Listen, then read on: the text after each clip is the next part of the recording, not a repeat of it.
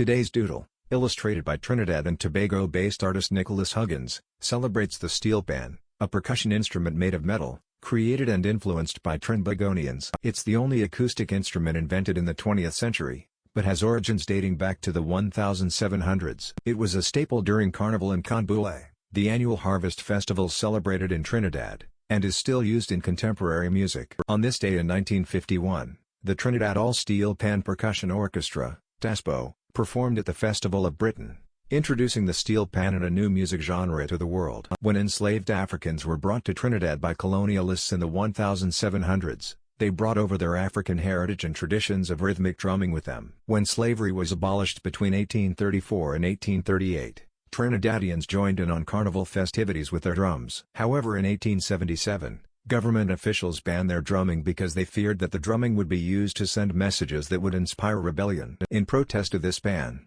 musicians started to pound tuned bamboo tubes on the ground as alternatives to mimic the sound of their drums. These ensembles were called tambu bamboo bands. Another ban came in 1930, when rival tambu bamboo bands would cause disturbances during carnival and other street festivals. These bands then looked to a new alternative to carry their rhythm: metal objects such as car parts, paint pots, dustbins, biscuit tins, and thus the idea of the pan was born. During World War II, carnival was forbidden due to security reasons, and musicians began experimenting with the unique instrument to improve the sound quality. Over time, dents were hammered into the surface of these objects, which played different notes depending on the size, position and shape. In 1948, after the war ended, the musicians switched to using the 55-gallon oil drums discarded by the oil refineries. In addition to changing the shape of the drum surface, they found that changing the length of the drum allowed complete scales from bass to soprano. This formed the basis for the modern version of the pan. The steel pan grew and developed into a legitimate instrument through the likes of pioneers and innovators such as Winston Spree-Simon,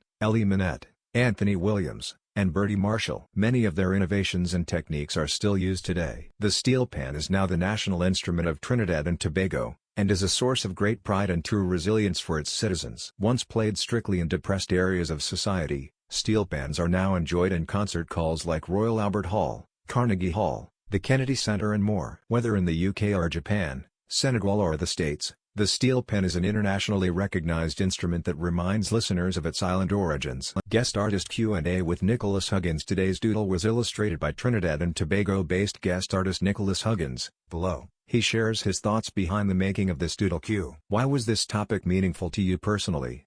A. The steel pan is the national instrument of Trinidad and Tobago and was actually invented here. It is an instrument that was born from resistance and rebellion and is truly emblematic of the people of TNT. At the time, African percussion was banned among other things, and the steel pan developed out of that. The fact that such a sweet tune can be extracted from industrial oil drums is something that should be cherished. The steel pan is also closely associated with our national carnival celebrations, and therefore is a great source of national pride. I was also very excited because I love creating art that showcases Trinidad and Tobago, and this doodle will allow my country to be showcased on one of the biggest online stages. Did you draw inspiration from anything in particular for this doodle?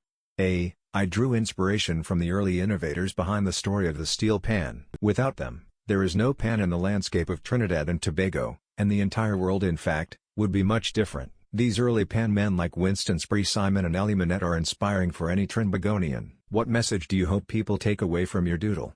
A. I hope that people can take away the sense of the industriousness and creativity of the people of Trinidad and Tobago. We are a small country on the global stage, but the fact that we have given the world such a beautiful instrument is something to be held in the highest regard. A special thank you to our guest music and motion design contributors for their collaboration on this doodle: Lennox Bugsy Sharp, steel pan soloist Teddy N. Charles, composer, musician Mick C. Gobin, motion designer. Like, share and subscribe to Doodle Catalog.